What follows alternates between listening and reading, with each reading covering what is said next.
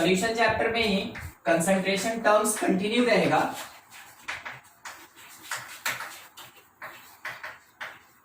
Concentration terms हम लोग ये पढ़े हुए थे, थोड़ा आपको याद करा दे कि जो कंसंट्रेशन होता है, ठीक है, it is directly proportional to the amount of solute.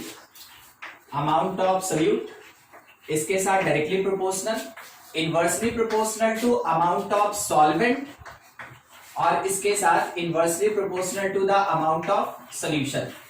ठीक है, यानी कि सॉल्वेंट या सॉल्यूशन अगर कोई दोनों में से कोई भी प्रेजेंट हुआ वो हमेशा डिनोमिनेटर में रहेगा। किसके केस में? In case of concentration. और अगर सोल्यूट का बात हो रहा है तो सोल्यूट कौन से प्लेस पे रहेगा?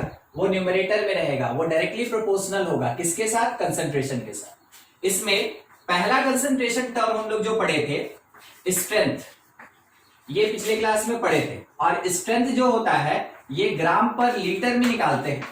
और स्ट्रेंथ को हम लोग ऐसे कह सकते हैं कि ये मास बाई वॉल्यूम होता है। स्ट्रेंथ ये मास बाई वॉल्यूम होता है। तो किसका मास और किसका वॉल्यूम? तो मास ऑफ सोल्यूट पढ़े थे हम लोग, ठीक है, ये पिछले क्लास वाला ही है। मास ऑफ सोल्यूट और नीचे वॉल्यूम ऑफ सोल्यूशन, और volume of solution must be in litre, ये लिया करते हैं। तो ये हम लोग ऑलरेडी डिस्कस कर चुके थे। आज नया पार्ट है, ठीक है, mass percentage. Next concentration term है मास परसेंटेज। तो अगर कभी ये मास परसेंटेज होगा तो आपके क्वेश्चन में लिखा रहेगा कि वो मास परसेंटेज है। अदरवाइज वो क्वेश्चन में कुछ इस तरीके से दिया रहेगा, मास बाई मास, ठीक है, mass by mass, mass by mass, और वो चीज मास परसेंटेज को डिनोट करता है। अब इसका क्या मीनिंग हो गया ना कि न्यूमरेटर भी होगा ग्राम में, डिनोमिनेटर भी अपने पास ग्राम में, ठीक है, mass by mass, gram by ग्राम में रहेगा। तो ये जो टर्म होता है ये बेसिकली क्या दिखाएगा? That will be equals to the mass of solute, और डिवीजन में आएगा मास ऑफ सोल्यूशन। कंपैरिजन किसके साथ है? सोल्यूशन के साथ, मास ऑफ सोल्यूशन। और क्योंकि परसेंटेज में रिप्रेजेंट करना है, परसेंटेज निकालना है, तो मल्टीप्लाइड बाई 100। देखिए इससे डायरेक्ट क्वेश्चन मतलब कि कितना मास परसेंटेज होगा ये बहुत कम आता है, मगर मास परसेंटेज क्वेश्चन में दिया रहे और दूसरा कंसंट्रेशन टर्म पूछे वो बहुत ज्यादा आता है। इसलिए आपको ये टर्म समझना जरूरी है कि मास परसेंटेज होता क्या है। तो मान लीजिए जैसे एग्जांपल के लिए अपने पास क्या बोला गया कि if 20% by mass, 20% by mass solution of H2SO4, ठीक है, सॉल्यूशन ऑफ H2SO4। क्या आप इस एक छोटे से लाइन में ये देख पा रहे हैं कि आपको बताया गया कि सोल्यूट कौन, मगर क्या कहीं भी जिक्र है कि सॉल्वेंट कौन?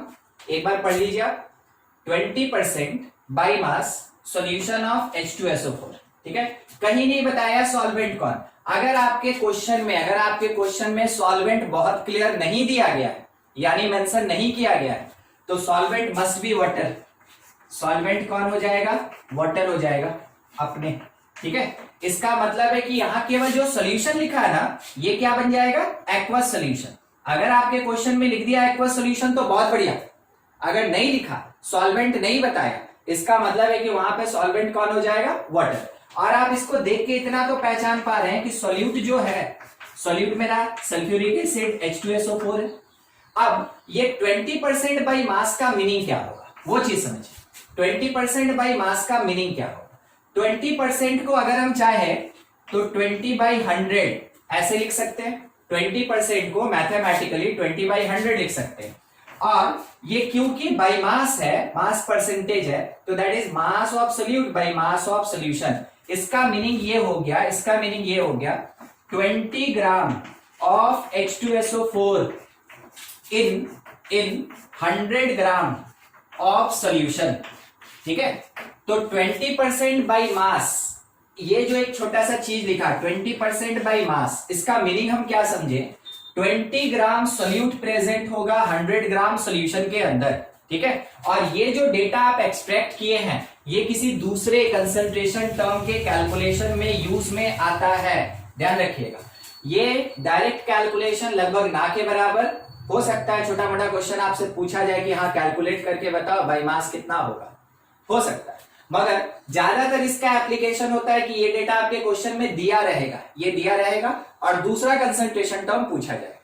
तो जब भी ऐसे 20% बाई मास बोले या कुछ भी m% बाई मास बोले, इसका मतलब है उतना ग्राम सोल्यूट प्रेजेंट है 100 ग्राम सोल्यूशन में। सोल्यूशन का अमाउंट हमेशा 100 ही रहेगा, ठीक है। तो अगर आप ये समझे कि मास ऑफ सोल्यूट 20 है, ठीक है, फिर उसके बाद मास ऑफ सॉल्वेंट निकालने का अगर जरूरत पड़ा तो आप क्या करेंगे? सॉल्यूशन का 100 है, सोल्यूट का 20 है, ऑब्वियस सी बात है सॉल्यूशन में से सोल्यूट को सब्ट्रैक्ट करेंगे तो जो 80 ग्राम आएगा it is the mass of solvent. तो यहां से डेटा एक्सट्रैक्ट हो गया कि 20% बाई मास का मतलब हो गया 20 ग्राम सोल्यूट, 80 ग्राम सॉल्वेंट और 100 ग्राम सोल्यूशन। एक और मान लीजिए ऐसा दिया हुआ है कि solution of NH3 is 5% by mass. तो हम यहां लिख लिया थोड़ा एक्वा सोल्यूशन, इस बार बहुत क्लियर रखते हैं। Aqua solution of NH3 is 5% by mass, ठीक है, ये लिखा। तो बाई मास का मीनिंग वही हो गया मास बाई मास। नहीं तो रिप्रेजेंट करने का एक और तरीका होता है, वो बता दें आपको। देखिए ऐसे भी लिखा रह सकता है क्वेश्चन में 5% मास बाई मास। ये तो काफी ज्यादा क्लियर कर दिया मेरे स्टेटमेंट को। इसका मीनिंग ये हो गया कि 5 ग्राम NH3 प्रेजेंट है, 5 ग्राम NH3 इन 100 ग्राम सोल्यूशन, ठीक है, 100 ग्राम सोल्यूशन, ये चीज। अब थोड़ा सोच के बताइएगा, ठीक है, क्वेश्चन बना रहा है। Question, if solution of 7% by mass of A taken in amount of 750 ग्राम, ठीक है, 750 ग्राम। फाइंड मास ऑफ सोल्यूट, ये चीज निकालना है, ठीक है। देखिए इस पे एक अकेला question, independent question by mass के बेसिस पे क्या लिखा है, थोड़ा पढ़ के सुना दे।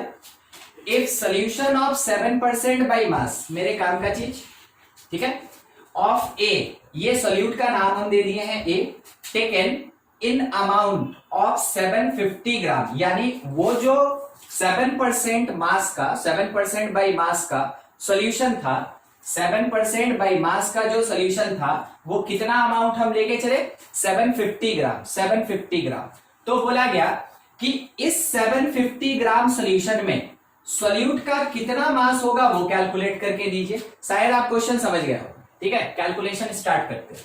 देखिए आपसे बोला 7% बाई मास, इसका मतलब 7 gram solute in 100 gram solution, 100 gram solution, ठीक है। तो अगर हम इसमें सॉल्यूशन के बेसिस पे जाए, बहुत ध्यान से, अगर हम 100 ग्राम में देखें तो 7 ग्राम है, 1 ग्राम में कितना होगा, 1 ग्राम सॉल्यूशन कंटेन कितना सोल्यूट, 7/100 ग्राम ऑफ सोल्यूट ए, नाम दिया हुआ है ए, ठीक है।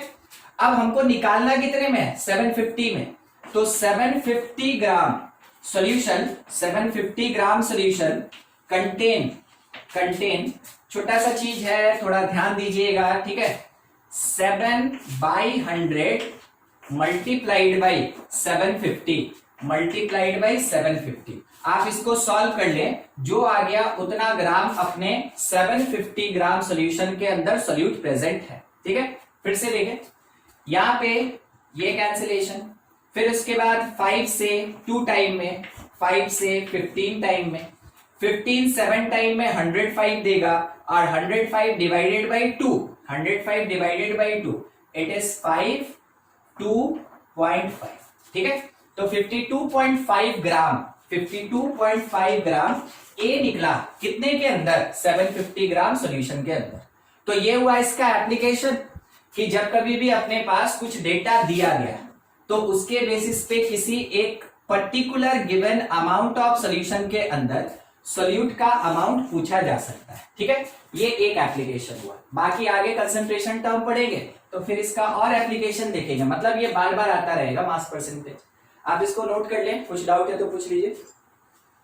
कोई भी टर्म न्यूमेरिकल साथ में लेके चल रहे हैं ताकि आपको कुछ दिक्कत नहीं हो, एप्लीकेशन पता चले कि कैसे यूज करना है। Next term third number. ठीक है, थर्ड नंबर है वॉल्यूम परसेंटेज। वॉल्यूम परसेंटेज, तो वॉल्यूम परसेंटेज को V बाई V से दिखाएंगे। ठीक है, इसका मतलब क्या हो गया, volume of solute, volume of solute present in 100 ml of solution. अगर आप स्टेटमेंट लिखना चाहें तो आप यही स्टेटमेंट लिखेंगे, अगर आप इसको डिफाइन करना चाहें तो आप ऐसे डिफाइन करेंगे। It is the concentration term in which the amount of volume of solute present in 100 ml of solution, ऐसे डिफाइन करेंगे। होता क्या है, तो अगर वॉल्यूम बाई वॉल्यूम परसेंटेज निकालना है तो इसका मीनिंग हो गया कि volume of solute divided by volume of solution multiplied by 100। ठीक है, तो ये टर्म देखिए V by V volume by volume percentage, ऐसे निकालते कंसंट्रेशन। तो इससे पहले आप देखे थे मास बाई मास, इस बार है क्या वॉल्यूम बाई वॉल्यूम।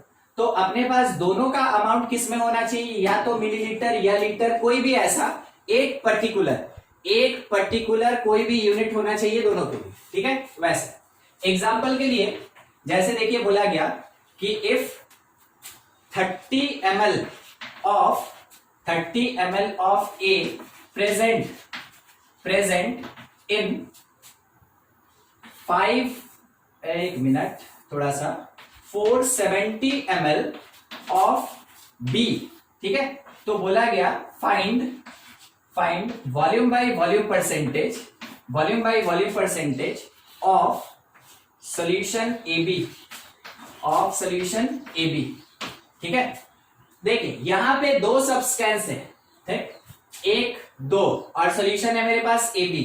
हमको पता होना चाहिए कौन सॉल्यूट है और कौन सॉल्वेंट है, क्योंकि यहां कहीं नहीं लिखा B तक, जब तक यहाँ पे स्टेटमेंट खत्म नहीं हुआ कहीं नहीं लिखा सॉल्यूशन।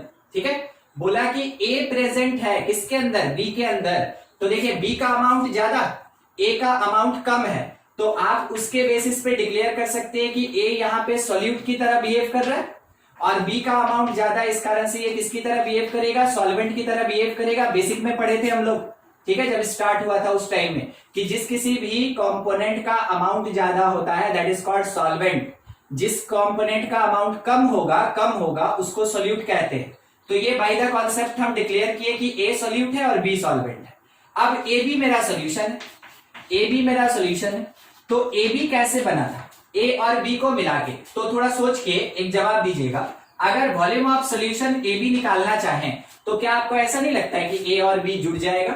अगर यहाँ पे कोई भी एक्सेप्शनल कैरेक्टर नहीं है, तो जैसे आप 1 लीटर में 2 लीटर मिलाए तो वो 3 लीटर हो गया, बस वैसे ही एकदम नॉर्मल कंडीशन पे चलना है। ठीक है, यानी ये आइडियल की तरह बिहेव कर रहा है, हाँ आइडियल कैरेक्टर है। तो दोनों का वॉल्यूम ऐड हो गया 470 और 30, तो वॉल्यूम हमको कितना मिल गया, that is equals to 500 ml। आगे चल के सॉल्यूशन में ही आप पढ़ेंगे कि कोई सॉल्यूशन होता है जो नॉन आइडियल होता है और कोई सॉल्यूशन आइडियल होता है। तो हम यहाँ वर्ड मेंशन कर दें, आइडियल बिहेवियर लेके चल रहे हैं। ठीक है, क्योंकि अगर आइडियल बिहेवियर नहीं रहेगा तो वॉल्यूम में भी ज्यादा भी हो सकता है, कम भी हो सकता है। ठीक है, क्योंकि वॉल्यूम डायरेक्टली ऐड नहीं होता, वो डिपेंड कर जाता है कुछ कंडीशन पे। हम यहाँ लिख दिए आइडियल बिहेवियर की लेवल, इसलिए कि आगे चल के जब आप पढ़ेंगे तो आपको पता चलेगा कि वॉल्यूम एडिटिव होता है, वॉल्यूम को आप डायरेक्टली ऐड कर सकते हैं, केवल कौन से कंडीशन में, आइडियल कंडीशन। ठीक है, और क्या होता है ये हम आपको फिर से एक बार बोल रहे हैं, आगे चल के पढ़ेंगे जब हम लोग राउल्स लॉ पढ़ेंगे, वेपर प्रेशर। ठीक है, देखिए ये मेरे पास 500 ml हो गया, क्या, वॉल्यूम ऑफ सॉल्यूशन। अब हमसे पूछा कि V बाई V परसेंटेज बताओ कितना होगा। तो वॉल्यूम बाई वॉल्यूम परसेंटेज निकालने का फॉर्मूला हम लोग क्या सीखे हैं कि वॉल्यूम ऑफ सॉल्यूट लेना है, यानी हमको वॉल्यूम ऑफ सॉल्यूट A लेना होगा इसको डिवाइड करना है volume of solution A B से और मल्टीप्लाई करेंगे किससे, 100 से। वॉल्यूम ऑफ ए मेरे क्वेश्चन में दिया है, कितना दिया है, 30 ml। डिवीजन में वॉल्यूम ऑफ ए बी हम अभी अभी कैलकुलेट किए हैं कि सॉल्यूशन का वॉल्यूम क्या होगा, 500। क्योंकि परसेंटेज दिखाना है तो मल्टीप्लाइड बाई 100। आपके कैलकुलेशन का जो तरीका मैथमेटिकली है आप बिल्कुल सॉल्व कर ले और आपका आंसर कितना आया, 6%।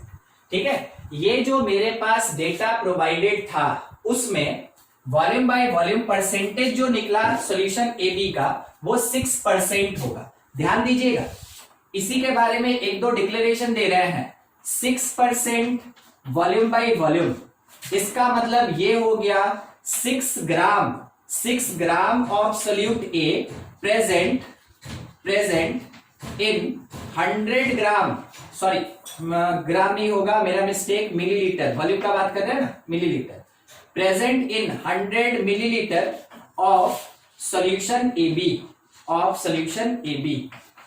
ठीक है, तो देखिए 100 ml में 6 ml ए प्रेजेंट है, तो मेरे 500 ml में 500 ml यहां लिखा है 500 ml, उसमें ए कितना हो जाएगा, 30 ml।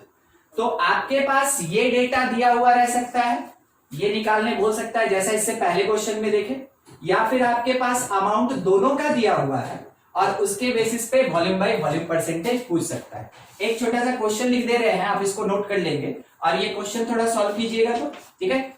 वॉल्यूम ऑफ सोल्यूट, बहुत क्लियर लिख रहे हैं, volume of solute is 30 ml and volume of solution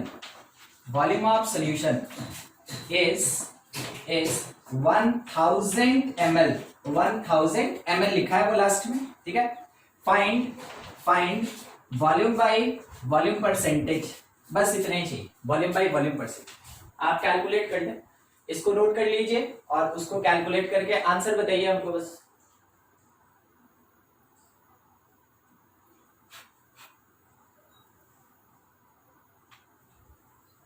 वो क्वेश्चन रिपीट कीजिए ना, क्लियर नहीं दिख रहा है ये वाला। Yes sir. हाँ, volume of solute is 30 ml and volume of solution is 1000 ml, 1000 ml। Find volume by volume percentage, कितना, 3.33, यही है। चलिए ठीक है, बाकी सब कोई भी निकाल लीजिए, आंसर बोलिए बाकी सब कोई भी।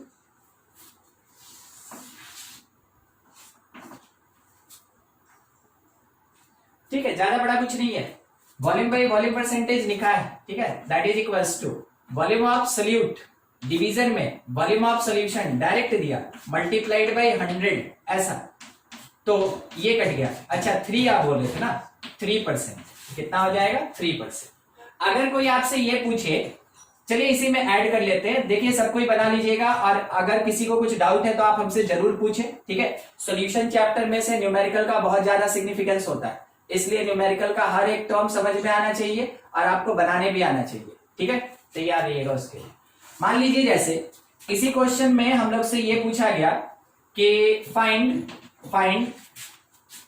वॉल्यूम ऑफ सोल्यूट ए, ठीक है, इन 150 ml सॉल्यूशन, ये पूछ लिया। एकदम यही डेटा है, ठीक है, यही क्वेश्चन है, बस क्या हुआ कि थोड़ा सा हम एक और लाइन बढ़ा के पूछ लिए। ठीक है, volume of solute A in 150 ml solution, कोई बता दे।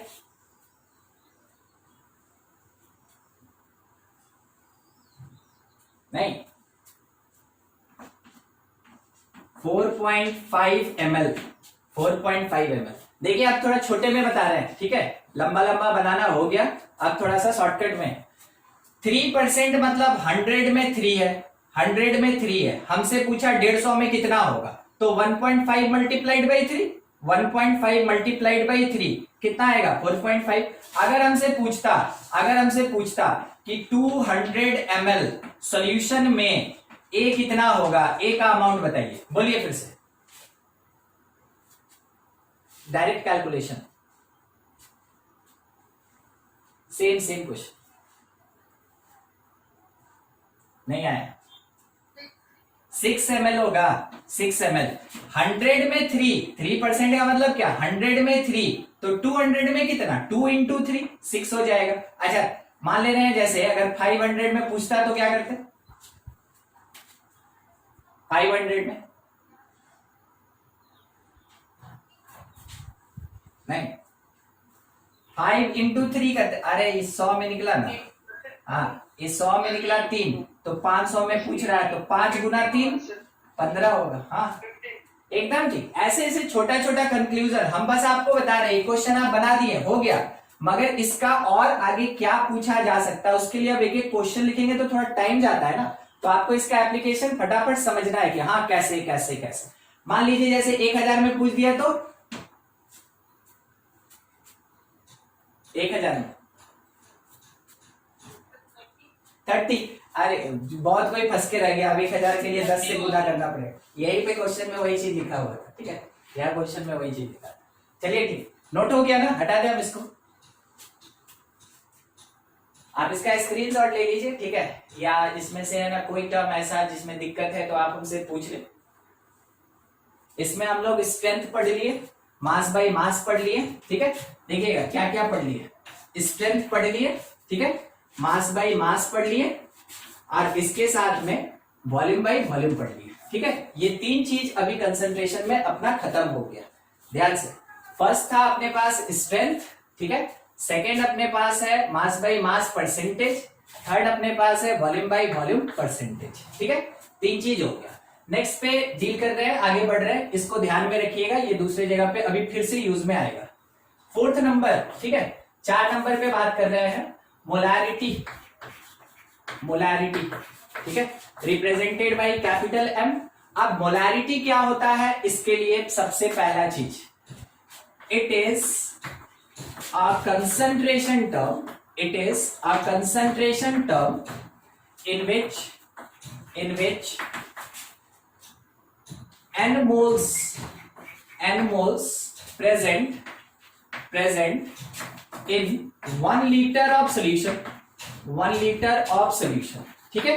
तो n moles किसका, n moles of solute, n moles of solute present in 1 liter of solution।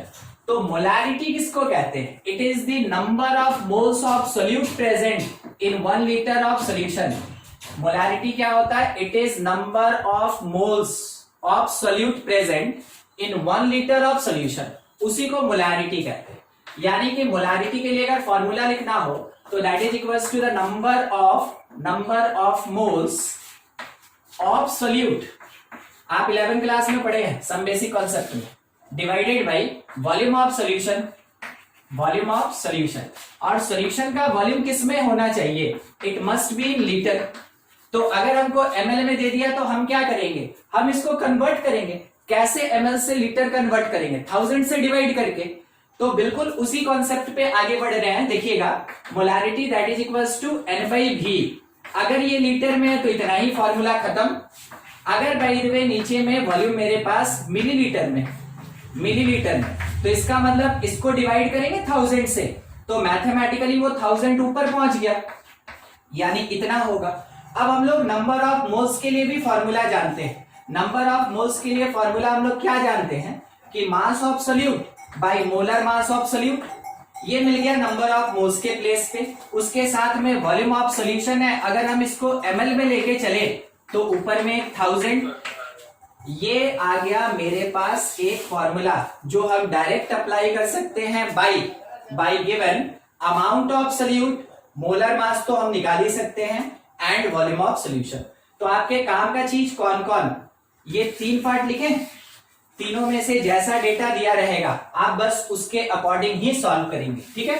Molarity एक ऐसा कंसंट्रेशन टर्म है जिसका बाकी सब कंसंट्रेशन टर्म से ज्यादा एप्लीकेशन होता है, ठीक है, सबसे ज्यादा एप्लीकेशन मोलैरिटी का होता है, ध्यान रखिएगा। देखिए मान लीजिए जैसे थोड़ा टर्म समझा रहे हैं, अभी कोई क्वेश्चन नहीं ले रहे हैं, लेंगे फिर, पहले टर्म समझा रहे हैं। अगर बोला गया 3 molar solution of A in B, ठीक है, ए इन बी। कोई बताएगा ए कौन, सोल्यूट, सॉल्वेंट या फिर सॉल्यूशन? ए कौन? सोल्यूट। बी कौन, सोल्यूट, सॉल्वेंट या सॉल्यूशन? सॉल्वेंट। ए बी कौन, ए बी मिलके ए बी सोल्यूशन हो गया। चलिए ठीक है, 3 मोलर सोल्यूशन बोल रहा है, 3 मोलर सोल्यूशन। इसका मतलब कि मोलारिटी 3 दिया, इसका मतलब मोलारिटी 3 दिया, और मोलारिटी 3 दिया मतलब number of moles of solute, ठीक है, इन 1 लीटर सोल्यूशन, इन 1 लीटर सोल्यूशन। तो क्या हम ऐसे नहीं कह सकते हैं कि 3 मोल्स, ध्यान दीजिएगा, 3 मोलर को हम क्या बोल रहे हैं, 3 मोलर को हम क्या बोल रहे हैं वो चीज देखिएगा। 3 moles of solute A, present in 1 liter of solution, in 1 liter of solution, ठीक है। 3 मोलर का मीनिंग हो गया कि 3 मोल सोल्यूट ए का प्रेजेंट होगा किसके अंदर, 1 लीटर सोल्यूशन के अंदर प्रेजेंट होगा। अगर आपसे ये बोला, देखिएगा फिर से एक दूसरा चीज हम पूछ रहे हैं, अगर आपसे ये बोला a solution is 2 molar, find number of moles of solute in 3 liter solution, तो आपको ऐसे समझना चाहिए कि देखिए क्या क्या दिया हमको। मोलारिटी दिया तो मोलारिटी का फॉर्मूला N/V होता है और V को हम लीटर में रख सकते हैं, ठीक है। अब मेरे क्वेश्चन में 2 चीज है, थोड़ा ध्यान से। ये 2 मोलर क्या है, मोलारिटी, वो 2 मोलर क्या है, मोलारिटी। तो मोलारिटी के जगह 2 पुट कर दिए। उसके बाद हमसे बोला फाइंड करो नंबर ऑफ मोल्स, मींस हमको तो ये चाहिए तो n का n लिख दिए। उसके बाद आगे में हम बढ़े तो सॉल्यूशन 3 लीटर, ठीक है, सॉल्यूशन कितना, 3 लीटर, तो वॉल्यूम ऑफ सॉल्यूशन 3 लीटर दिया। क्या आपको ऐसा नहीं लगता है कि यहां से सॉल्व करके नंबर ऑफ मोल्स हमको 6 मिलेगा, 6 मोल्स, ठीक है। तो ऐसा क्वेश्चन आपके पास रह सकता है, मगर मोलारिटी के लिए बस 1 2 3 इसी के बेसिस पे जो पूछा जाएगा। अभी तक हम जो डील कर रहे हैं हम इस पे डील कर रहे हैं, ठीक है। अभी आगे बढ़ेंगे और तो यहां तक में अगर किसी को कुछ डाउट है तो आप पूछ ले। दूसरा एक और चीज, बस आपसे हम ये चाहते हैं कि मोलर मास कैसे निकालते हैं ये आपको बहुत अच्छे से याद होना चाहिए। अगर नहीं है तो आप हमसे जरूर पूछ लेंगे, हम आपको 2-3 क्वेश्चन दे रहे हैं, बस बताते चलिएगा, ठीक है। हमको मोलर मास चाहिए H2SO4 का कितना होगा, दूसरा मोलर मास हमको चाहिए अमोनिया का कितना होगा, NH3 लिखा है। मोलर मास हमको चाहिए CH3COOH का, एसिटिक एसिड, ठीक है, एसिटिक एसिड कितना होगा, आप इसको नोट कर ले और उसका मोलर मास बताइए।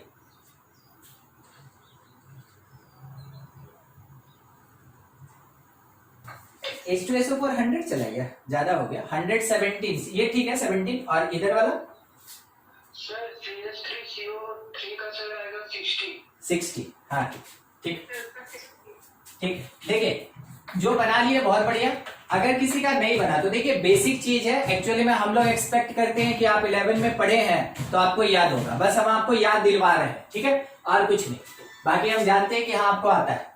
मोलर मास ऑफ H2SO4 जो बना लिए बढ़िया, जो नहीं बना पाए थोड़ा विशेष ध्यान रखिएगा, ठीक है। मोलर मास ऑफ H2SO4 मतलब कि 2 times mass of hydrogen, 1 time mass of sulphur, 4 time mass of oxygen, ये पढ़े थे हम लोग। बस उसके अकॉर्डिंग ये हो गया 2, क्योंकि हाइड्रोजन का 1 होता है, सल्फर का 32 और एक ऑक्सीजन का 16, 4 से मल्टीप्लाई हो गया कितना, 64। तो ये आया मेरे पास कुल मिला के कितना, 98। तो H2SO4 के लिए याद रखिएगा 98 होता है इसका मोलर मास। दूसरा अपने पास NH3 था, मोलर मास ऑफ NH3, ये मोलारिटी नहीं है, ध्यान रखिएगा, यहाँ मोलर मास इसलिए सफिक्स में NH3 लिखे, ठीक है। ये 1 टाइम हाइड्रोजन और 3 एटम है ना हाइड्रोजन का, तो 3 टाइम हाइड्रोजन। तो मेरे पास नाइट्रोजन का 14 मास होता है और हाइड्रोजन का 1 होता है, कुल मिला के 17 ग्राम हो गया molar mass of NH3। Lastly acetic acid CH3COH, इसमें आपको क्या देखना है कि 2 कार्बन है, इसमें आपको क्या देखना है कि हाइड्रोजन 4 है, 4 हाइड्रोजन, और उसके साथ में ऑक्सीजन कितना प्रेजेंट, 2 ऑक्सीजन है मेरे पास। बस इन डेटा के साथ कार्बन का कितना होता है 12, 2 से मल्टीप्लाई होके 24, हाइड्रोजन का मास 1, 4 से मल्टीप्लाई होके 4, ऑक्सीजन का 16, 32, कुल मिला के ये आपके पास 60 आएगा। ठीक है, ये हो गया मोलर मास से रिलेटेड पार्ट। अब थोड़ा एक क्वेश्चन पे बात करते हैं। देखिए क्वेश्चन ये है, if 3 gram of acetic acid CH3COH present in solution of 500 ml find molarity of solution। ये हमसे क्वेश्चन पूछ लिया, तो आपको ये समझना चाहिए कि क्या दिया और क्या निकालना तो बहुत स्ट्रेट फॉरवर्ड लिखा है कि मोलारिटी निकालना है। चलिए ठीक है, लिख लिए मोलारिटी निकालना है। आगे क्या दिया ना, मास ऑफ सोल्यूट दिया, 3 gram of CH3COH, mass of solute दिया। Formula used, mass multiplied by 1000, division में मोलर मास, और इसके साथ में वॉल्यूम ऑफ सॉल्यूशन, और वो भी किसमें, ml में, ठीक है। ये सुटेबल फॉर्मूला इस क्वेश्चन के लिए। तो molarity that is equals to mass 3 multiplied by 1000, और इसके डिवीजन में मोलर मास एसिटिक का 60 मल्टीप्लाइड बाई इसका वॉल्यूम 500, ऐसा। इससे कैंसिलेशन 2 टाइम, ये कैंसिल हो गया, बच गया मेरे पास 1/10 मतलब 0.1। तो 0.1 मोलर, और उसी चीज को क्या लिखेंगे, मोल पर लीटर। मोलर मतलब क्या होता है, मोल पर लीटर, ठीक है। मोलर मतलब होता है मोल पर लीटर। देख अब जैसे मेरे पास आंसर क्या आया कि according to given data it is 0.1 molar solution, 0.1 molar solution. इसका मतलब क्या हुआ, दैट इज 0.1 मोल पर लीटर, 0.1 मोल पर लीटर। मोलर मतलब क्या होता है, मोल पर लीटर, ठीक है।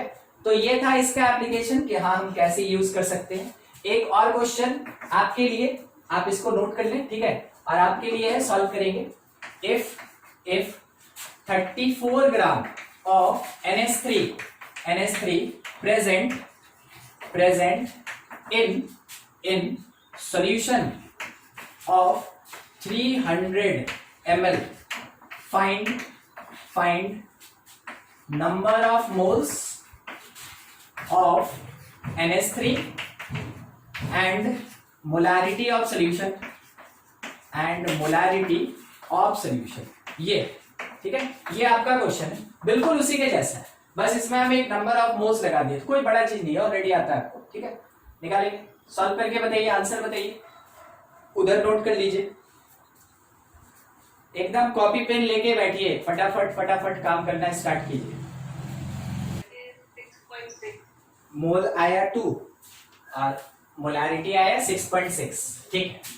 नंबर ऑफ मोल्स जब आप निकाल रहे थे उस समय आप यूज किए मास बाई मोलर मास, ठीक है, मोलर मास, ठीक है। ये यूज मास दिया 34 और डिवीजन में, क्योंकि सवाल उठाया गया अमोनिया का, तो ऑलरेडी हम लोग देख चुके हैं, ठीक है। यहाँ पे 70, तो ये आ गया कितना, 2 मोल्स, बहुत बढ़िया, 2 मोल्स। अब उसके बाद मोलारिटी जब निकालना है, तो क्योंकि हम मोल्स निकाल लिए हैं, तो क्यों नहीं हम डायरेक्ट इसको यूज कर ले, number of moles by volume of solution, ठीक है। तो वॉल्यूम ऑफ सोल्यूशन वो भी किसमें, अगर मिलीलीटर दिया तो यहाँ मिलीलीटर डाले और ऊपर में किसको प्रेजेंट कर दिया, 1000 को प्रेजेंट कर दी।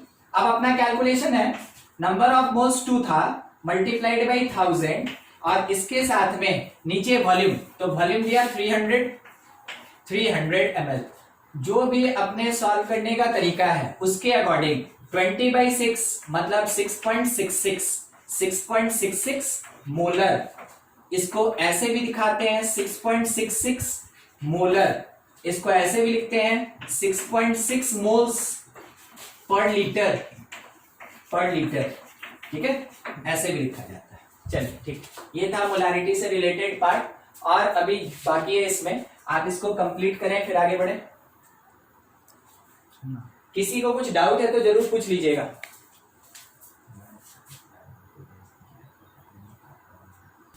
देखिए अभी हम आपको बोल रहे थे कि वो जो स्ट्रेंथ पढ़े थे, फिर उसके बाद मास बाय मास पढ़े थे, वॉल्यूम बाय वॉल्यूम परसेंटेज पढ़े थे, उसका यूज होता है। अभी हम आपको यहाँ पे दिखाते हैं मोलारिटी मतलब क्या, मतलब हम क्या पूछना चाहते हैं वो समझिएगा। फिर से एक बार हम रिपीट कर रहे हैं, हम पूछ रहे हैं मोलारिटी मतलब क्या, स्ट्रेंथ जिसको हम मास बाय वॉल्यूम कहते हैं, या फिर वॉल्यूम बाय वॉल्यूम, या फिर मास बाय मास। आपको क्या लगता है मोलारिटी मतलब क्या? तीनों में से मतलब किससे मिलता जुलता है? एग्जैक्टली नहीं होगा, किससे मिलता जुलता है? क्या? स्ट्रेंथ, है ना। मोलारिटी में अभी आप क्या देखे थे, देखिए अगर कोई रिलेट नहीं कर पाता है ना तो आपको थोड़ा सा ब्रॉड होके सोचना पड़ेगा। अब आप 12 में है, ठीक है, थोड़ा ब्रॉड होके सोचना होगा। मोलारिटी का फॉर्मूला क्या था? मास 1000 मोलर मास, और इसके साथ में मेरे पास यहाँ पे कौन आ रहा था, प्रेजेंट हो रहा था, वॉल्यूम। तो देखिए आपको दिखा मास बाय वॉल्यूम, यानी इस डेटा को यूज कर सकते हैं। क्या मास बाय मास नहीं यूज कर सकते? नहीं, ये तो फिक्स होता है, ये कभी वैरी ही नहीं करता है। मोलर मास एक पर्टिकुलर सब्सटेंस का कभी वैरी नहीं करता है, ये आपको पता है। तो अगर वो वैरी नहीं करता है तो उसको आप यूज नहीं कर सकते, ठीक है। तो यहाँ पे वेरिएबल डेटा कौन से टर्म में? मास बाय वॉल्यूम के टर्म में, मास बाय वॉल्यूम के टर्म में। तो अगर मेरा स्ट्रेंथ दिया है तो मोलारिटी निकाल सकते हैं, अगर मोलारिटी दिया है हम स्ट्रेंथ निकाल सकते हैं। समझ में आ रहा है बात? दोनों एक दूसरे के लिए यूजेबल है। देखिए अब उसी चीज को अप्लाई करके दिखा रहे हैं आपको, ध्यान से। एक क्वेश्चन ऐसा ले रहे हैं कि if a solution is solution of NH3 is 7%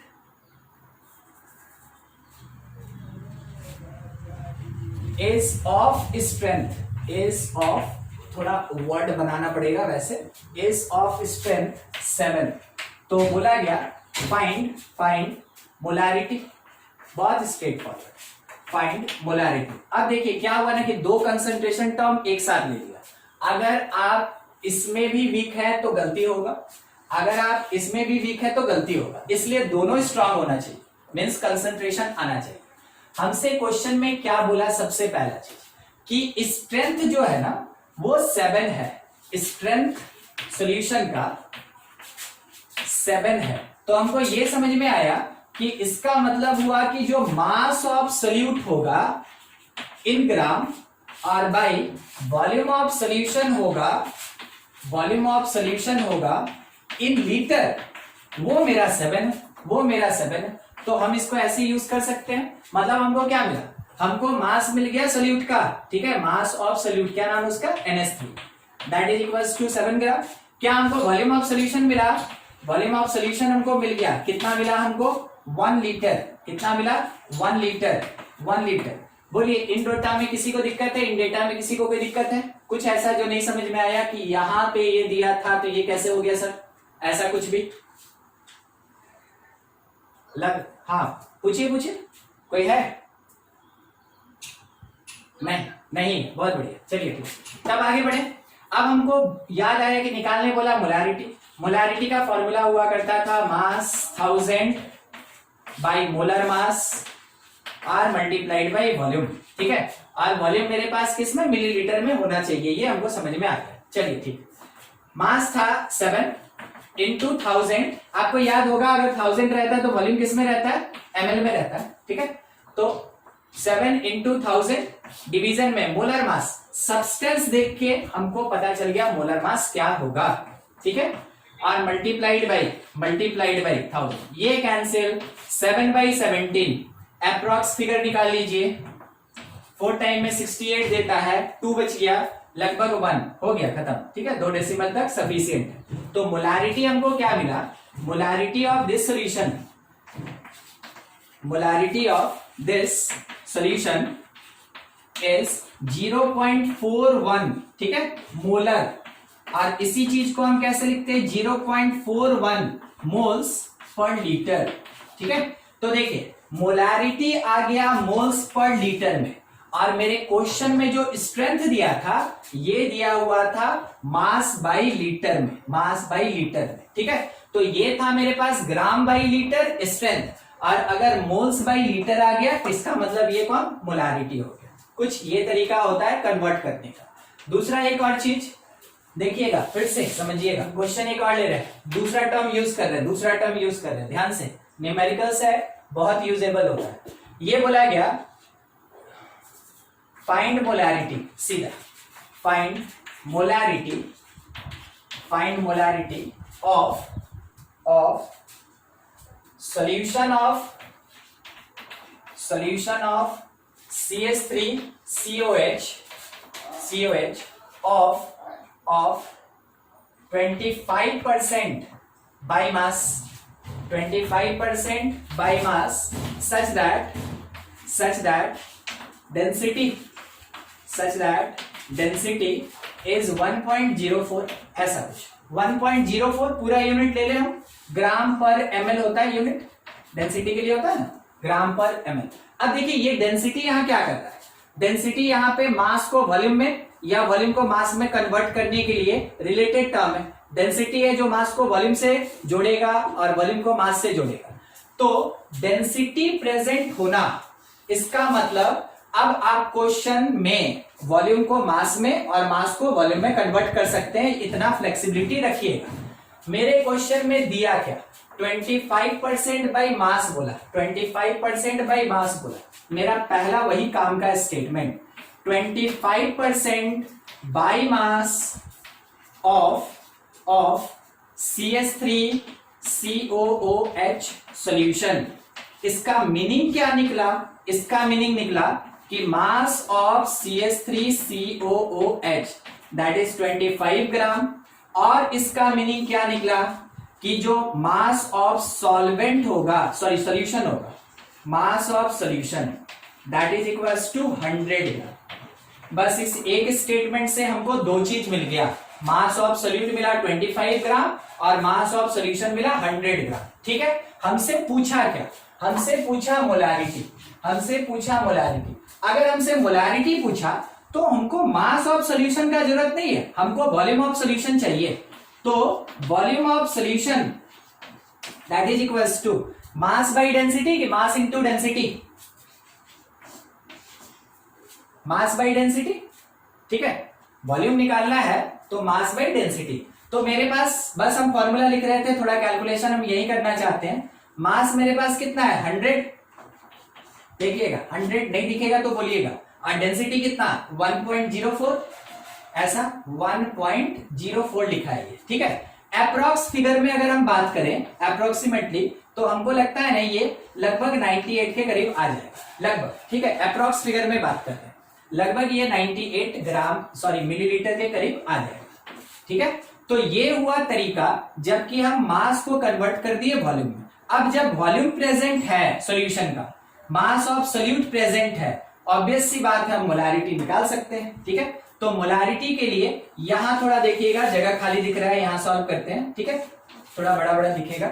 molarity that is equals to mass into 1000, mass किसका, सॉल्यूट का, बाय मोलर मास सॉल्यूट का, multiplied by volume of solution, और क्योंकि ऊपर 1000 है तो नीचे मिलीलीटर। यूज करते चले, मास हमको पता चला 25 इंटू 1000, डिवीजन में मोलर मास सब्सटेंस देख के हमको पता चल गया 60 into volume, volume of solution already हम निकाले हैं 98। अब आगे मैथमेटिकल कैलकुलेशन है, खुद से करके आप आंसर यहां पे लिख लीजिएगा कि क्या होगा, ठीक है। देखिए कुछ डाउट है इसमें, यूज बता रहे थे कि स्ट्रेंथ अगर दिया है तो कैसे मोलारिटी निकालेंगे, मास बाय मास दिया है तो कैसे मोलारिटी निकालेंगे। इसके अलावे हम लोग वॉल्यूम बाय वॉल्यूम बेसिस पे भी अगर प्रोवाइडेड है तो मोलारिटी कैसे निकालेंगे वो भी हम लोग कर सकते हैं, मगर उसका रिक्वायरमेंट लगभग ना के बराबर होता है, ठीक है। मेन जरूरी होता है स्ट्रेंथ से मोलारिटी पता होना चाहिए, और सबसे ज्यादा जरूरी तो ये होता है, ठीक है। मास बाय मास के बेसिस पे, बाय मास के बेसिस पे मोलारिटी निकालने आना चाहिए, ठीक है। नोट कर लें आप इसको और कैलकुलेट कर लीजिएगा, या तो अभी कर लीजिए या बाद में कर लीजिएगा, मगर जगह दिखा दीजिएगा कि हमको कैलकुलेट करना है, तो फिर आप भूल जाएंगे।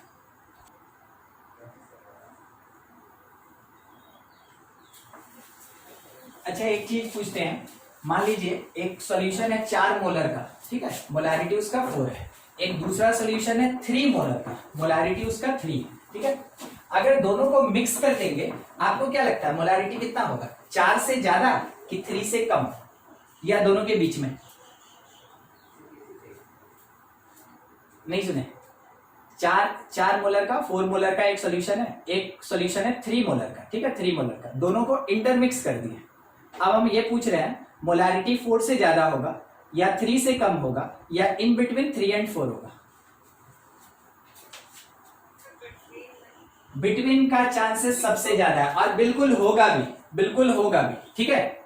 देखिए आप ऐसे समझिएगा, ये 4 मोलर का था और ये 3 मोलर का था, ठीक है। जब दोनों को मिलाएंगे तो अब डिपेंड कर रहा है वॉल्यूम पे। आप नहीं बोल सकते हैं कि सर 3.5 होगा, ये आप नहीं बोल सकते, वो हम दिखाएंगे अभी आपको, ठीक है। 3.5 नहीं, मगर आप आंसर दे सकते हैं कि सर 3 और 4 के बीच में कुछ होगा, ठीक है। 3 वाला ज्यादा कंसंट्रेटेड होगा, 4 वाला थोड़ा कम कंसंट्रेटेड हो जाएगा जब एक दूसरे के साथ मिक्स होगा। बस उसी पे अभी डिस्कशन करने जा रहे हैं। देखिए मोलारिटी पे डिस्कशन हो गया, इंडिपेंडेंट क्वेश्चंस कैसा मोलारिटी से आता है देख लिए। ऐसा नहीं है कि मोलारिटी खत्म हो गया, अब इसका यूज स्टार्ट हुआ है जो आगे के क्वेश्चंस में मिलता रहेगा। अब इसी से रिलेटेड हम टर्म पे बात कर रहे हैं, called molarity equation, called molarity equation.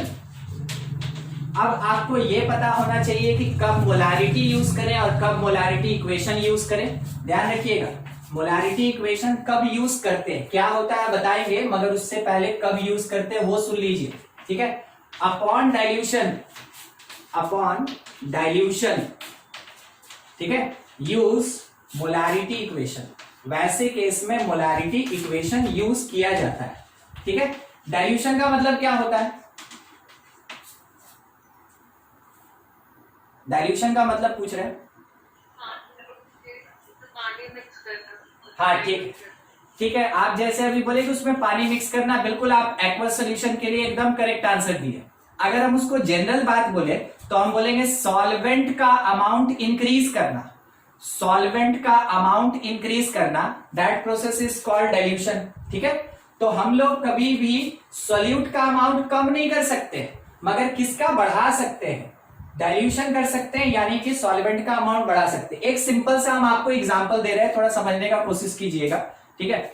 मान लीजिए जैसे ये एक ग्लास है और इसमें आप 3 चम्मच नमक डाल दिए, जो कॉमन सॉल्ट हम लोग खाते हैं, उसको अच्छे से घोल दिए। आप उसको चखे, बहुत ज्यादा नमकीन लगा, मतलब आप बोले कि ये काफी कंसंट्रेटेड है। अब बताइए, कोई बोलेगा कि नहीं इतना नमकीन नहीं पिएंगे, आप उसमें से नमक निकाल लीजिएगा? नहीं, ठीक है। तो फिर क्या कीजिएगा, इसको कम नमकीन करने के लिए क्या करेंगे? वाटर मिक्स करेंगे। बस यही चीज सुनना था। क्या हम मिलाएं उसमें? डाइल्यूशन के लिए हम उसमें सॉल्वेंट मिलाएं, डाइल्यूशन के लिए हम उसमें सॉल्वेंट मिलाएं। तो हमेशा ध्यान रखिएगा, जब भी ये डाइल्यूशन वर्ड आएगा, इसका मतलब है कि सॉल्वेंट का अमाउंट बढ़ रहा है, यानी कि वॉल्यूम ऑफ सॉल्यूशन इंक्रीज करेगा, और वैसे केस में मोलारिटी इक्वेशन यूज होता है। तो कैसे यूज होगा, ठीक है, वही लिख रहे हैं अब, मोलारिटी इक्वेशन। मोलारिटी इक्वेशन होता है M1V1 that is equals to M2V2। बहुत स्ट्रेट फॉरवर्ड। इसी चीज को आप ऐसे समझे कि M1 का मतलब क्या हुआ ना, 1 का मतलब हुआ इनिशियल, ठीक है, और 2 का मतलब हुआ फाइनल। तो इसका मतलब ये हुआ कि molarity at initial stage multiplied by volume in initial stage, that will be equals to molarity in final stage multiplied by volume in final stage. अब ये इक्वालिटी क्यों आया, कैसे आया, वो समझिएगा। देखिए, आपको मोलारिटी का फॉर्मूला बताया गया, it is number of moles by volume, ये बताया गया, ठीक है, ये बताया गया।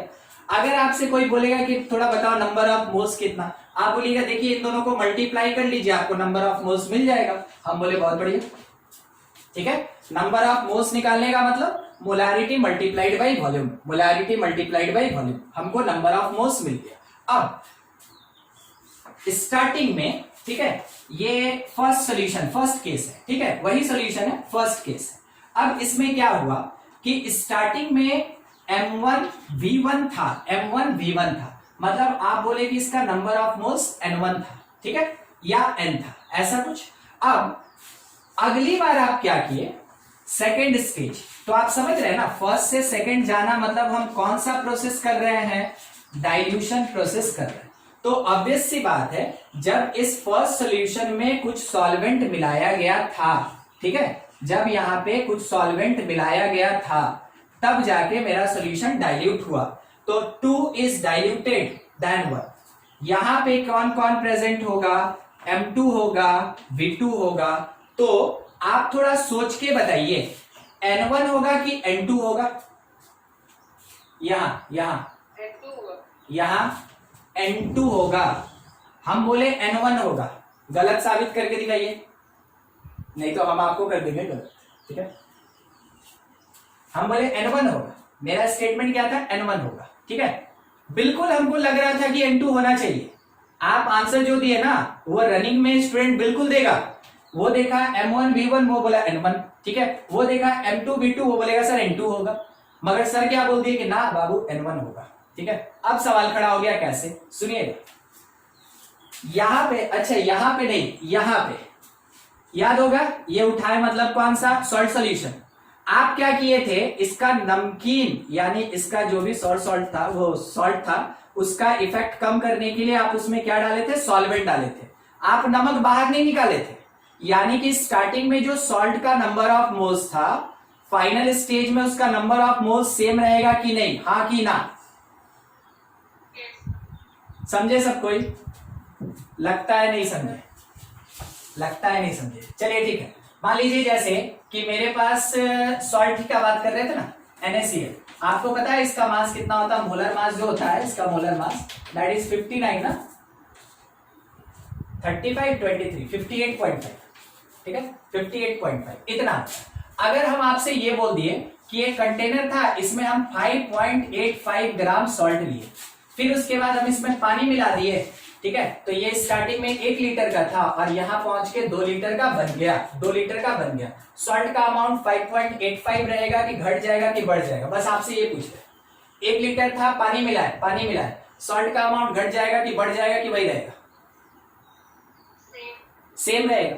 अगर ये सेम है तो स्टार्टिंग केस में आप नंबर ऑफ मोल्स सीखे हैं कि given mass are divided by molar mass, sorry ये 5 था ना, बाई मोलर मास 58.5। आप बोले सर देखिए ना 1/10 आया, हम बोले बहुत बढ़िया, ये था नंबर।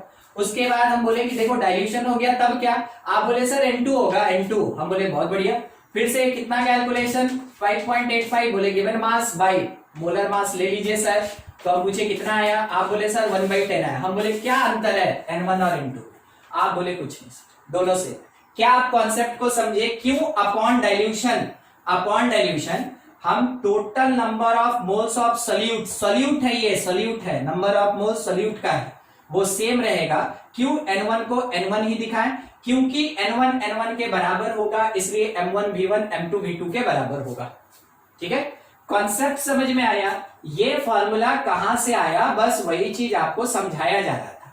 जब भी डाइल्यूशन प्रोसेस होगा, अब हम थोड़ा 1-2 लाइन लिख देंगे, ठीक है, ताकि आप अगर कभी मिसकंसेप्शन हो या कुछ कंफ्यूजन हो तो आप इसको पढ़ के समझ जाए, ठीक है। Upon dilution number of moles and साथ ही साथ and mass of solute does not change, ये चेंज नहीं करता है, ठीक है, ये चेंज नहीं करता है। तो फिर क्या चेंज करता है, ओनली वॉल्यूम ऑफ सॉल्यूशन और सॉल्वेंट, ठीक है, दोनों में से जो आपके यूज का हो, ध्यान रखेंगे, या तो सॉल्यूशन यूज का है तो वॉल्यूम ऑफ सॉल्यूशन, या सॉल्वेंट यूज का है तो volume of solvent. Only volume of solution और सॉल्वेंट इंक्रीजेस, ये भी इंक्रीज ही करता है, क्योंकि पूरा प्रोसेस हम कैसा लेके चले हैं, डाइल्यूशन प्रोसेस लेके चले।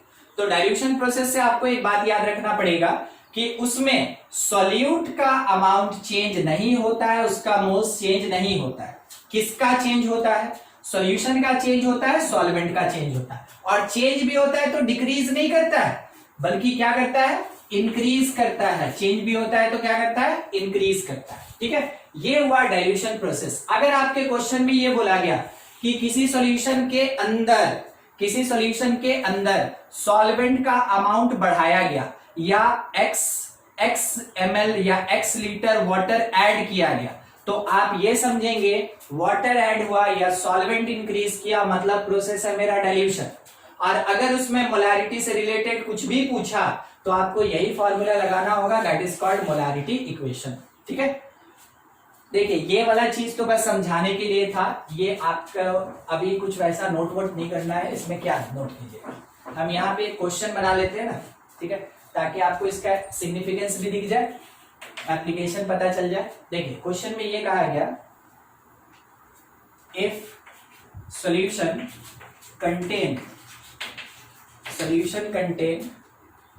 20 ग्राम ऑफ CH3COOH, ठीक है, 20 gram of CH3COOH in 500 ml, ठीक है, 500 ml of solution if further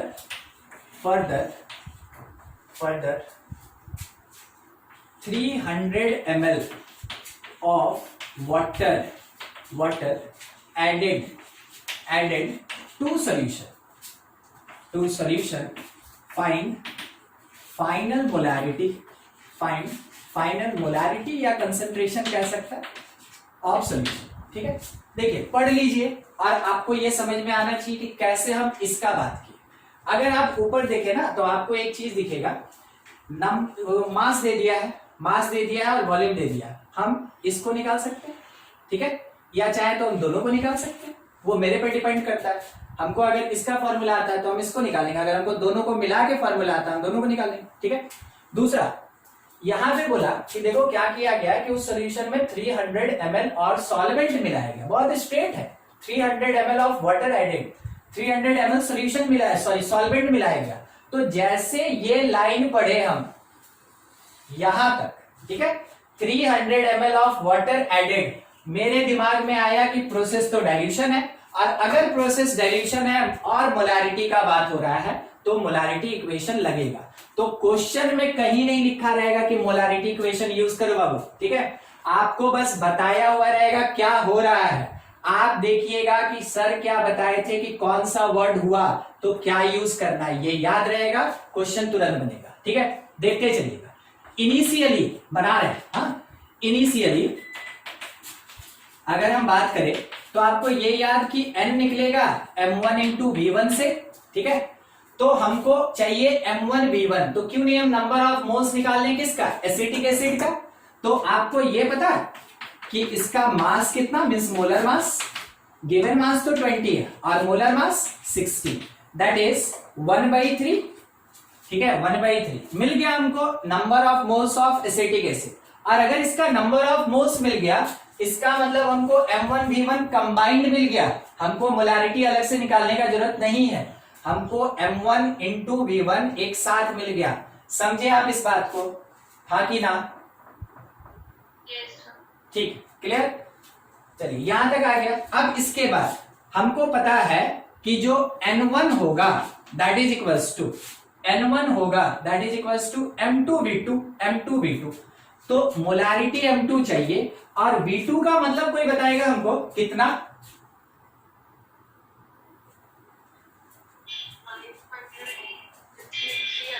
हाँ ठीक है, देखिए v2 क्या था, ये था फाइनल वॉल्यूम। स्टार्टिंग में वॉल्यूम था 500, उसमें 300 सॉल्वेंट मिला, फाइनल वॉल्यूम क्या होगा 800, फाइनल वॉल्यूम क्या होगा 500 प्लस 300 800। किसी को दिक्कत होगा आप जरूर बोलिएगा सर हमको नहीं समझ में आया, ठीक है, सीधा बोल दीजिएगा नहीं आया, हम फिर से बताएंगे। m2 that is equals to number of moles है 1/3, ठीक है, और उसके बाद ये 5 3 8 हो गया, कहां चला जाएगा, नीचे चला जाएगा, ठीक है, 800। आप इसको सॉल्व कर ले, जो आना है अपने पास ये आंसर आएगा। ये कितना, ऊपर में 10 टू द पावर -2 और नीचे में कितना 24, तो 1/24 होना लगभग 0.4 के अप्रोक्स आएगा, लगभग 0.4 के अप्रोक्स आएगा, ठीक है। और इसके साथ में मल्टीप्लीकेशन में 10 to the power -2, mathematical calculation उतना आप कर लेंगे, ठीक है। देखिए 1 लाइन 2 लाइन 3 लाइन 4 लाइन, इसमें से कोई एक लाइन भी अगर आपको नहीं समझ में आए या टर्म आप पूछ लें हमसे, ये है एप्लीकेशन, ये होता है यूज मोलैरिटी इक्वेशन का। नहीं तो आप इसको नोट कर लिए, स्क्रीनशॉट ले लीजिए। मोलैरिटी, नॉर्मैलिटी, ये दो चीज ऐसा है जिसका सबसे ज्यादा एप्लीकेशन। अगर कभी एसिड रहा, बेस रहा, सॉल्ट रहा, नॉर्मैलिटी, और इसको छोड़ के एसिड बेस सॉल्ट के साथ कुछ नॉन पोलर भी रहा, वहां पे भी मोलैरिटी लगता है। ठीक है, इसलिए मोलैरिटी का थोड़ा एप्लीकेशन ज्यादा। चलिए थोड़ा एक और छोटा सा टर्म बढ़ जाए हम, ठीक है, मोलैरिटी से रिलेटेड ही, फिर क्वेश्चन मिलके आएगा।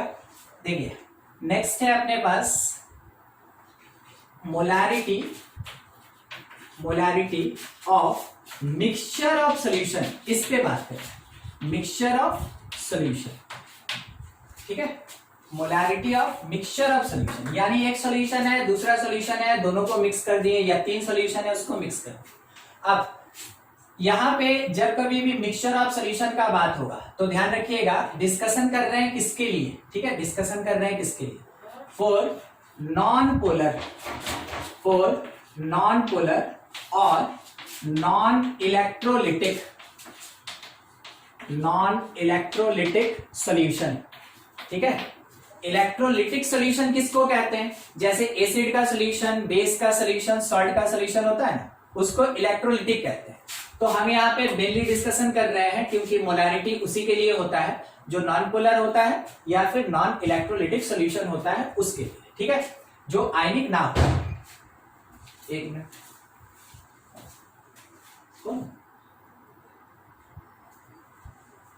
ठीक, देखिए इसमें हम लोग को करना क्या होगा, वर्ड मिक्सचर ऑफ सॉल्यूशन, यानी दो सॉल्यूशन मिक्स होगा, उससे हमको इसको यूज करना है। देखिए यूज कैसे करेंगे, molarity of first solution multiplied by volume of first solution plus molarity of second solution multiplied by volume of second solution, that is equals to the molarity of resulting mixture multiplied by volume of resulting mixture, straight forward, ये चीज।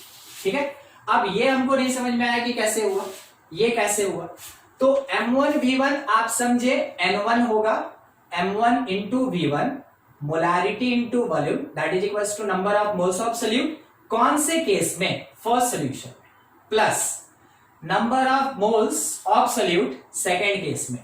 तो ये दोनों का जो addition होगा वही तो रिजल्टिंग मिक्सचर के नंबर ऑफ मोल्स के बराबर होगा।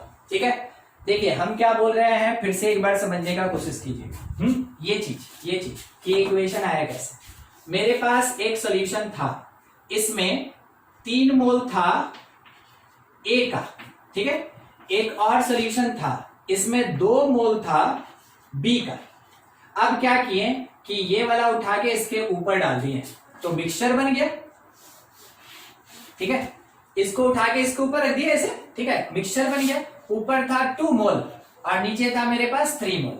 अब ये दोनों जब अच्छे से एकदम स्टर करेंगे, मिलाएंगे, मिक्स करेंगे तो मिक्सचर बनेगा, मिक्स करेंगे तो मिक्सचर बनेगा, और मिक्सचर बनेगा तो अब मेरे कंटेनर में कितना नंबर ऑफ मोल्स, 5। अब मेरे कंटेनर में कितना नंबर ऑफ मोल्स, तो 2 + 3 5 होगा। बस वही चीज बोला गया। ये हुआ मेरा रिजल्टिंग मिक्सचर, ये हुआ मेरा सेकंड सॉल्यूशन, ये है मेरे पास फर्स्ट सॉल्यूशन का डेटा। हमको अब नहीं लगता है कि आप में से किसी को कोई दिक्कत होगा। ठीक है, अगर है आप बिल्कुल पूछ सकते हैं, ऐसा नहीं कि मेरे हिसाब से थोड़ी आपको समझ में आया तो आप बोलिए हाँ सर, नहीं आया तो पूछिए जरूर हमसे। ठीक है, थोड़ा आगे बढ़े। वॉल्यूम ऑफ रिजल्टिंग मिक्सचर कितना, तो that is equals to V1 + V2। कभी कभार अननोन निकालने में ये एक इक्वेशन की तरह काम आएगा। ठीक है, बहुत सिंपल सा चीज है, मगर कभी कभार अननोन निकालने में ये एक इक्वेशन की तरह काम आएगा। और फिर से ध्यान रखिएगा, क्योंकि वॉल्यूम एडिटिव है तो अगर कोई बोलेगा कि कैसा बिहेवियर, आप बोलिएगा आइडियल बिहेवियर। ठीक है, कैसा बिहेवियर, तो आइडियल बिहेवियर। और कहां पढ़ेंगे ये वर्ड, राउट्स लॉ में, सॉल्यूशन चैप्टर में ही, राउट्स लॉ में। ठीक है, इसी जगह पे, क्योंकि कंडीशन के साथ वॉल्यूम एडिटिव होता है, ऐसे नहीं। अब इसी चीज को हम थोड़ा सा अप्लाई करें। हाँ, तो हमसे बोला कि रिजल्टिंग मिक्सचर का मोलैरिटी बताओ क्या होगा। हम बोले M1 V1 + M2 V2 और डिवीजन में V1 प्लस V2। बस ये फॉर्मूला आपको याद रखना है। यहां पे आपको ये याद रखना है लाइन की मोलारिटी का मिक्सचर ऑफ सॉल्यूशन वाला कॉन्सेप्ट नॉन इलेक्ट्रोलिटिक सॉल्यूशन के लिए होता है, ठीक है। और उस समय रिजल्टिंग मिक्सचर का जो मोलारिटी होगा वो कुछ इस फॉर्मूला से निकाला जाता है, ठीक है। अब देखिए, मान लीजिए जैसे हमसे ये बोला गया कि solution of 3 moles of HCl added to solution of 2 moles of NaOH तो हमसे बोला गया find molarity of resulting mixture, ठीक है। तो इसका मतलब क्या हुआ, हम अभी तो बोले कि ना भाई इलेक्ट्रोलाइट को नहीं लेंगे तब जाके हम इसको यूज करेंगे, और यहाँ तो क्वेश्चन हम इलेक्ट्रोलाइट पे लेंगे। आपको पता है HCl मतलब एसिड होता है, आपको ये भी पता है NaOH मतलब बेस होता है। तो ये क्या हो रहा है, ठीक है। आपको अगर कभी ऐसा पूछा जाए, आपसे अगर ऐसा कुछ भी पूछा जाए कि मोलारिटी बताओ मोलारिटी, तो इसका मतलब है कि आप उसको मान के चलेंगे कि जो भी दिया है वो डिसोसिएट वगैरह नहीं हो रहा है, ठीक है। अगर डिसोसिएशन नहीं हुआ, मान के चलना है, थ्योरेटिकल बात है, प्रैक्टिकली तो ये डिसोसिएट होगा ही होगा, ठीक है। मगर जब मोलारिटी निकालने बोला तो आपको ये अज्यूम करके चलना है, मान के चलना है कि मेरे पास सब्सटेंस कुछ भी है मगर उसका नेचर कैसा, नॉन इलेक्ट्रोलाइट के जैसा, मतलब वो डिसोसिएट नहीं होगा। क्योंकि अगर आप इसको डिसोसिएट कर दिए तो वैसे केस में कॉन्सेप्ट नॉर्मेलिटी का यूज होगा जो अभी आप नहीं पढ़े, ठीक है।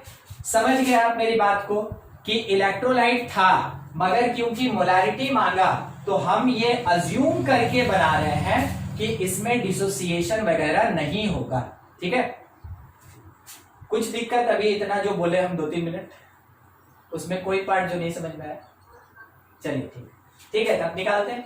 अब निकालने में भी थोड़ा झमेला, देखिएगा क्या झमेला। एक एसिड है और एक बेस है, तो फिर दोनों ऐड कैसे होगा, दोनों एक दूसरे को न्यूट्रलाइज करेगा, बस उसी के लिए हम ये क्वेश्चन ही लिए थे। तब molarity of resulting mixture that is equals to under mod जानते हैं ना मैथमेटिक्स वाला, जिससे बाहर निकलेगा कौन, positive number, MaVa minus MbVb और डिवीजन में Va प्लस Vb। अब ये क्या आ गया, ये लिखा है molarity of acid into volume of acid minus molarity of base into volume of base by volume of acid plus base. A stand for acid, B for base, ठीक है। तो यहाँ पे मोलारिटी ऑफ रिजल्टिंग मिक्सचर अब जो आ जाए, ठीक है, देखते चले, बस इसी कॉन्सेप्ट से क्वेश्चन बना रहे। मोलारिटी ऑफ एसिड कितना है, कोई बताएगा? देखिए आप क्यों रुक रहे हैं, हम आपसे बोल दे। आप देखिए कि सॉल्यूशन ऑफ 3 मोल्स लिखा है ना कि मोलर लिखा है। तो आपको क्या फर्स्ट वाले सॉल्यूशन का कोई वॉल्यूम दिया, दे भी सकता है नहीं भी दे सकता, दे दिया तब तो बहुत स्ट्रेट हो गया, नहीं दे दिया तभी ना समझना है। अगर नहीं दिया तो क्या करेंगे सुनिएगा, solution of 3 moles of HCl मतलब क्या हुआ, 3 मोल इन 1 लीटर। वॉल्यूम का बात अगर पूरे क्वेश्चन में कहीं नहीं रहेगा, इसका मतलब क्या हुआ, 1 लीटर, हर एक सॉल्यूशन का 1 लीटर, ठीक है। ये सब चीज ध्यान रखिएगा। तो MaVa कितना मिला हमको, जितना ये एसिड था 3 माइनस MbVb कितना मिला, जितना ये बेस था 2, और नीचे बोले आपको दोनों का वॉल्यूम कितना होगा, 1 लीटर मान के चलना। आप इसको सॉल्व करें तो molarity of resulting mixture that will be equals to 1/2 means 0.5।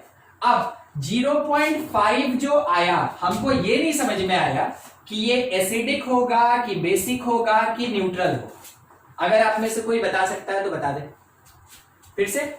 ये जो आया, हम क्या किए थे, एसिड में बेस मिलाए थे ना, तो 2 काम हो सकता है, रिजल्टेंट जो है वो एसिडिक हो सकता है, रिजल्टेंट बेसिक हो सकता है, ठीक है, या फिर थर्ड न्यूट्रल भी हो सकता है। तो हम वही पूछ रहे हैं कि अगर मोलारिटी ऑफ रिजल्टिंग मिक्सचर 0.5 मिला तो हम एसिडिक माने कि बेसिक माने कि न्यूट्रल माने। आप आंसर दे सकते हैं तब, नहीं तो फिर उसके बाद हम बताएंगे। चलिए ठीक, आपको क्या देखना है कि किसका मोल्स ज्यादा, ठीक है। तो एसिड का मोल्स 3 था और बेस का मोल्स 2 है, तो किसका मोल्स ज्यादा हुआ? एसिड का। अगर एसिड का मोल्स ज्यादा होगा सॉल्यूशन एसिडिक होगा, अगर बेस का मोल्स ज्यादा होगा सॉल्यूशन बेसिक होगा। अगर दोनों का मोल्स बराबर होगा आपका आंसर 0 आएगा, और 0 आना मतलब न्यूट्रल, 0 आना मतलब न्यूट्रल। समझे क्या बोला गया? अगर एसिड का नंबर ऑफ मोल्स ज्यादा है तो जो आंसर मिलेगा, जो रिजल्टिंग मिक्सचर होगा वो एसिडिक होगा, वो एसिडिक होगा। अगर बेस का नंबर ऑफ मोल्स ज्यादा होता तो पूरा जो सॉल्यूशन मिलता रिजल्टिंग मिक्सचर वो बेसिक होता। अगर मोलारिटी ऑफ रिजल्टिंग मिक्सचर आपको 0 मिलता, इसका मतलब है न्यूट्रल सॉल्यूशन। अगर ये मिलता तो आपका आंसर होता कि मेरा सॉल्यूशन कैसा होगा? न्यूट्रल सॉल्यूशन होगा। आप समझे आपको आंसर कैसे देना, ये क्वेश्चन में पूछा जाता है। एक तो वैल्यू रहेगा, एक तो वैल्यू रहेगा, और उसके साथ में आपसे ये पूछेगा एसिडिक नेचर की, बेसिक नेचर की, न्यूट्रल नेचर। ठीक है, तो आपको डिसाइड करने आना चाहिए। ये था अपने पास molarity of mixture of solution. कुछ डाउट तो आप पूछ लें।